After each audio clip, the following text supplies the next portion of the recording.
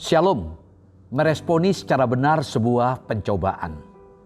Firman Tuhan mengatakan demikian, saudaraku, anggaplah sebagai suatu kebahagiaan apabila kamu jatuh ke dalam berbagai-bagai pencobaan. Yakobus 1 ayat yang kedua. Saudara, pergi ke Bali itu menyenangkan dan membahagiakan. Maka banyak orang setuju, tapi kalau sakit itu bahagia, bangkrut itu bahagia, maka pasti orang akan mengatakan kamu bercanda, nggak benar itu. Ketika Yakobus mengatakan anggaplah sebagai suatu kebahagiaan apabila kamu jatuh ke dalam berbagai pencobaan, maka mungkin ada juga yang mengatakan, Yakobus, kamu serius dengan perkataanmu itu? Iya, serius, kata Yakobus. Anggaplah sebagai suatu kebahagiaan apabila kamu jatuh ke dalam berbagai-bagai pencobaan. Bukan berarti ketika kita berada dalam tekanan, dalam kesulitan, kita tidak boleh bersedih. Kita harus tetap tersenyum. Tentu tidak.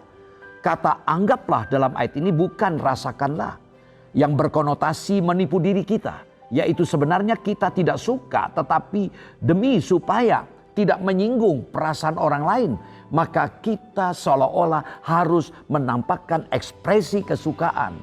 Nah, kata anggaplah dari kata Yunani hegoomai itu artinya pertimbangkanlah. Bukan berkenaan dengan perasaan seseorang, tapi berkenaan dengan bagaimana seseorang itu menilai suatu pencobaan yang datang atas dirinya, saudara. Menganggap pencobaan sebagai suatu kebahagiaan bukan berarti menyangkali bahwa kita sedang menderita. Ini bukan berarti ketika saya sedang sakit, saya mengatakan saya tidak sakit. Saya bisa tetap bekerja, saya bisa jalan-jalan liburan. Bukan seperti itu maksudnya. Yakobus mengatakan anggaplah, yang artinya adalah ia mendorong kita untuk memiliki pemahaman yang dalam akan apa yang sedang terjadi di dalam kehidupan kita ini, saudara. Jangan hanya melihat bagian luar dari sebuah pencobaan saja. Meskipun kita tidak merasakan bahwa pencobaan itu sebagai suatu kebahagiaan, namun kita harus bisa menilai secara spiritual bahwa pencobaan itu sebagai suatu kebahagiaan. Dengan kata lain, saudara, orang Kristen harus bisa belajar untuk memandang setiap pencobaan atau pencobaan dari lensa yang lain, dari sudut pandang yang berbeda. Pencobaan dapat dipandang sebagai sang guru yang tersamar. Kita bisa belajar di situ. Saudara, pencobaan itu seperti pupuk bagi jiwa. Bukan racun bagi jiwa. Pupuk di tangan seorang yang mementingkan sterilitas dan sanitasi tak lebih dari kotoran hewan yang merugikan dan perlu disingkirkan. Tapi pupuk yang sama di tangan seorang tukang kebun dapat memberi makan dan menyuburkan tanaman. Ini adalah soal perspektif dan cara menyikapi, sehingga membuahkan efek berbeda dari orang yang mengalami pencobaan, saudara. Mengapa kita harus memandang pencobaan sebagai suatu kebahagiaan? Sebab kamu tahu bahwa ujian terhadap imanmu itu menghasilkan ketekunan. Yakobus 1 ayat yang ketiga. Saudara, bagaimana respon kita ketika kita jatuh dalam pencobaan? Orang tidak lagi berpikir tentang iman dan bagaimana seharusnya berespon terhadap iman. Sebab rasa gelisah dan khawatir yang begitu kuat yang sangat mempengaruhi pikirannya. Masihkah kita tetap percaya kepada Tuhan? Kita akan belajar. Sikap ini bukan merupakan penyangkalan realita. Ketika kita berkata, anggaplah sebagai satu kebahagiaan. Kata anggaplah bisa menimbulkan kesan sebenarnya tidak bahagia, tapi dianggap saja demikian. Berhubungan dengan pemikiran yang matang tentang sesuatu. Bukan sekedar perasaan, saudara. Jadi sebaiknya diterjemahkan dengan kata pertimbangkanlah. Ada sebuah penilaian. Paulus dalam Filipi 3 ayat 7 dan 8 3 kali berkata, anggaplah, menganggap. Artinya dia menilai karena dia bertemu dengan Yesus, karena mengenal Yesus, sehingga dia memiliki perspektif yang benar, sehingga yang lain dianggap sampah. Yakobus 1 ayat 2 ini merupakan pondasi untuk membangun aspek praktika. Yakobus membuka sekaligus membalik seluruh konsep dunia untuk masuk ke dalam teologi Kristen. Perenungan hari ini akan membongkar konsep hidup di tengah dunia yang real ini, yang mengajarkan penerapan iman secara real dalam dunia berdosa ini. Kalimat pertama tentang aplikasi pembongkaran cara pikir adalah anggaplah sebagai satu kebahagiaan. Dalam bahasa asli sukacita apabila kamu jatuh ke dalam berbagai-bagai pencobaan. Saudara, kalimat ini sangat sulit diterima oleh otak manusia yang berdosa. Pikiran kita haruslah terlebih dahulu dibongkar untuk dapat memahami kalimat ini. Pencobaan ini berasal dari setan untuk menjatuhkan manusia. Tidak ada seorang pun yang suka dijatuhkan ke dalam pencobaan. Sehingga sering kali kita salah bereaksi. Respon kita terhadap pencobaan akan menentukan nasib kita. Kalau kita bereaksi terlalu berlebihan, seperti marah, mengeluh, kecewa, maka kita tak akan bisa keluar dari situ dan akan menuju kepada kehancuran. Kita belajar bahwa kita seharusnya bersukacita ketika kita jatuh ke dalam pencobaan. Saudara, pada saat setan menjatuhkan kita ke dalam pencobaan, pada saat itu pula Tuhan sedang menguji ketahanan kita supaya kita bisa keluar sebagai pemenang. Tujuan dari ujian adalah bagaimana kita bisa lolos atau lulus dari ujian. Apa yang Tuhan inginkan untuk kita lulus? Seorang pun bisa lulus jika bisa menyelesaikan semua tantangan. Disebut sebagai ketekunan iman, kitalah yang diuji. Sebagai contoh yang baik yang perlu kita belajar. Anak muda jatuh ke dalam jurang. Dia biasa hiking naik ke gunung yang sama setiap tahunnya. Berapa kali dia pergi ke situ. Dan suatu saat karena hujan gerimis dan bebatuan licin dia tergelincir. Karena dia anak Tuhan. Dia menjerit memanggil Tuhan. Ya Tuhan, tolong saya. Dan Tuhan memberikan dahan pohon yang besar untuk dia bergantungan. Ya, tetapi dia tidak peka dengan suara Tuhan. Dia lebih mengandalkan otak dan pengalaman yang sudah dia alami, saudaraku. Dan dia mendengar 3 kali pernyataan, lepaskan tanganmu dari dahan tersebut. Namun dia tidak melepaskan. Sampai akhirnya dia tetap bergantungan di pohon, ya dahan pohon. Lalu tangan kanan capek, diganti tangan kiri dan terus sampai menjelang fajar menyingsing. Ketika sinar matahari mulai menyinari daerahnya dia, tempat dia bergantungan, dia melihat antara kaki dengan tanah hanya 30 cm. Seringkali kita mengandalkan otak kita, pengalaman kita.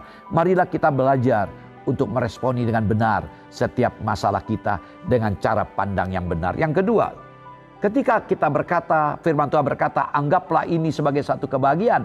Bila kamu jatuh ke dalam pencobaan, sikap ini bukan merupakan bentuk keterpaksaan. Berbeda dengan konsep pasrah atau nerimo dalam bahasa Jawa yang menyiratkan keterpaksaan dan kepasifan dalam menerima keadaan yang buruk. Jadi orang yang nerimo itu terpaksa dan fasik. Penderitaan yang terjadi bukan hanya untuk diterima sebagai sesuatu yang harus terjadi atau tidak terhindarkan, melainkan diterima secara positif karena ini mendatangkan kebahagiaan. Saudara, kebahagiaan ini diekspresikan dengan tambahan kata sifat yang menunjukkan sukacita yang penuh dan lengkap. Anggaplah sebagai satu kebahagiaan bila kamu jatuh ke dalam pencobaan. Anggaplah sebagai satu kebahagiaan, sukacita yang penuh. Kebahagiaan ini memiliki aspek kekinian. Kalau kita melihat dalam Yakobus 1 ayat 3-4 akan menghasilkan karakter yang indah, kepribadian yang luar biasa yang berujung pada aspek eskatologis, di mana Yakobus 1 ayat 12, ketika kita berjumpa dengan Tuhan, kita akan mendapatkan mahkota kehidupan. Itu sebuah kebahagiaan. Dalam Yakobus 1 ayat 4 ditekankan, biarlah ketekunan itu memperoleh buah yang matang. Jadi ketika kita melihat persoalan dengan cara pandang yang benar dan kita belajar bertekun, dan itu menghasilkan buah yang matang. Kalimat ini merupakan metafora. Pohon yang berbuah belumlah tentu buahnya bisa menjadi matang karena ada kemungkinan gugur atau kena hama sebelum matang. Untuk sampai tahap matang masih diperlukan proses. Saudara, buah yang matang dari kata Yunani, kata teleos ini dalam bahasa aslinya memiliki arti pekerjaan yang terselesaikan dengan genap. Jadi yang dimaksudkan adalah ketekunan iman akan menghasilkan kegenapan kerja. Ketekunan kita haruslah terbukti sampai kita dapat menyelesaikan tugas kita, melewati ujian. Memulai sesuatu tidaklah mudah, tetapi adalah jauh lebih susah untuk mempertahankan dan menyelesaikan sesuatu. Iya, ketekunan bukan hanya dimulai, tapi juga harus dapat dipertahankan dan diselesaikan. Itu maksudnya.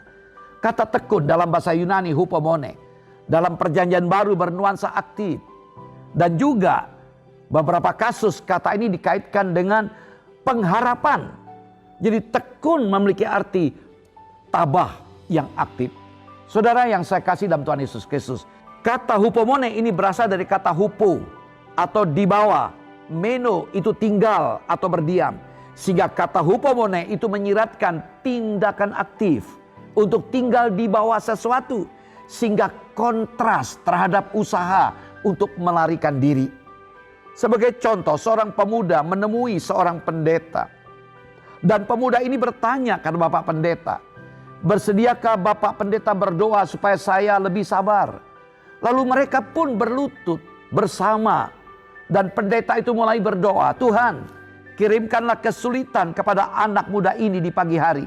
Kirimkanlah kepadanya kesulitan di siang hari. Kirimkanlah kepadanya." Sampai di sini pemuda itu memotong. Bukan kesulitan Bapak Pendeta. Saya meminta kesabaran Bapak Pendeta. Saya tahu jawab Bapak Pendeta yang bijaksana itu. Tetapi melalui kesulitan kita belajar untuk bersabar. Seorang yang saya kenal dari gereja Alpha Omega Gajah Mada. Waktu itu Bapak Pendeta bicara tentang kesabaran. Jangan terlalu cepat marah dan sedikit marah. Bapak ini seorang pengusaha memang pemarah. Istrinya seringkali disemprot kalau ada kesalahan. Pembantu-pembantunya juga sudah menjadi santapan empuk, dimarahin terus. Sehingga ketika mendengar khotbah itu dia nangis. Dia menyatakan pertobatannya, "Ampuni saya mau belajar bersabar." Selesai itu dia pulang dari gereja. Kebetulan di Jalan Gajah Mada itu pintu keluarnya lewat lorong untuk keluar Gajah Mada. Ketika dia keluar, mobilnya yang baru dibeli 1 minggu, Mercy, ya, diserempet oleh becak dari depan sampai belakang, tergores. Dia turun dari mobil, dia mau pukul tukang becak. Istrinya teriak, "Pak, tadi sudah berdoa untuk minta kesabaran." Kadang-kadang kita diuji untuk bertekun, saudara. Orang Kristen yang tidak punya ketekunan pasti jebol ketika hidup di tengah dunia ini. Dia gagal untuk mengerti iman praktis. Iman praktis adalah iman yang tekun. Urusan iman adalah urusan Tuhan dan memakai cara Tuhan, bukan dengan cara dunia. Ibarat seorang pelari maraton yang pandai berlari tapi ambruk sebelum mencapai garis akhir. Dia memang pandai berlari, tapi dia tidak dapat menyelesaikan pertandingan itu. Kehidupan kekristenan bukanlah permulaan yang hebat, perjalanan yang luar biasa, tapi juga harus dapat selesai sampai garis akhir. Sampai mana ketekunan kita bisa membawa kita menyelesaikan tugas kita sampai kita lulus nanti. Saudara, yang ketiga, anggaplah sebagai satu kebahagiaan bila kita jatuh ke dalam pencobaan. Sikap ini bukan bentuk penyiksaan diri. Kita tidak menganut pandangan teologi penderitaan. Jadi ini bukan teologi penderitaan. Jadi Kristen harus menderita. No. Alkitab tidak pernah mengajarkan orang Kristen untuk mencintai penderitaan. Kata jatuh dalam ayat ini, kata Yunani peripipto, menunjukkan keadaan yang tidak direncanakan dan tidak terhindarkan. Kata ini muncul 3 kali dalam perjanjian baru. 2 pemunculan lainnya ada Lukas 10 ayat 30. Seorang jatuh ke tangan penyamun. Lalu Kisah Rasul 27:41. Kapal itu membentur busur pasir. Saudara yang saya kasih. Jadi kata jatuh di sini artinya jatuh ke dalam. Tidaklah berarti suatu kecelakaan yang bodoh. Melainkan bertemu dengan atau menjumpai. Artinya bukan mencari-cari masa lalu jatuh, tidak. Namun ketika dia menjalani hidup kekristenan, lalu diizinkan oleh Tuhan berjumpa. Dan itu maksud dari ayat ini. Sebagai orang Kristen seharusnya kita tidak membuat pencobaan. Karena kata berbagai-bagai dari kata Yunani artinya beraneka ragam. Seperti benang beraneka warna dipakai oleh tukang tenun menjadi permadani. Iya, tukang tenun membuat permadani itu dari aneka ragam warna benang-benang. Mengapa dalam 1 Petrus pasal 1 ayat 6 sampai 7, pasal 5 ayat 10, penderitaan itu cuma dikatakan seketika. Namun itu menghasilkan apa? Kepribadian kita seperti emas. Saudara, Tuhan Yesus mengatur dan mencampur pengalaman-pengalaman dalam kehidupan menjadi indah bagi kemuliaannya. Ada begitu banyak hal-hal yang tidak enak, pahit getir hidup ini, ya, kesulitan hidup ini, itu menjadi indah. Ibarat seperti emas. Saya sudah menyinggung tadi dalam 1 Petrus pasal 1 ayat 6-7. Ibarat seperti emas, tidak akan menjadi emas sebelum dileburkan di bara api yang menyala-nyala dan sangat panas. Seperti itulah ujian iman kita, saudara. Kita tidak memperoleh kesempurnaan untuk menghasilkan buah yang matang. Dan tidak kekurangan suatu apapun jika kita tidak sanggup menghadapi masalah atau pencobaan. Untuk itu jangan ada kekhawatiran, jangan ada ketakutan dalam hidup bagi setiap orang yang meyakini Yesus sebagai penolong dan pembawa keselamatan. Karena hanya Tuhan Yesuslah yang menjadi satu-satunya jawaban atas semuanya itu. Penderitaan hanyalah sarana yang dipakai oleh Allah, saudara, untuk mencapai sesuatu, yaitu disebut dalam Yakobus 1 ayat 3 dan 4, kematangan karakter Kristiani. Penderitaan bukan sebagai tujuan, bukan teologi penderitaan. Orang Kristen menganggap penderitaan sebagai kebahagiaan karena ada alasan di balik itu. Bukan karena penderitaan itu baik. Penderitaan memang tidak enak, ya tidak baik, tapi ada hal-hal positif di balik penderitaan tersebut. Karena itu milikilah perspektif yang benar terhadap masalah. Kita perlu meresponi dengan benar apapun masalah kita. Menanggapi dengan benar sebuah masalah, sebuah pergumulan dengan kacamata yang benar. Sehingga kita memiliki karakter yang indah di hadapan Tuhan. Shalom, Tuhan Yesus memberkati. GPT Kristus Alfa Omega Nason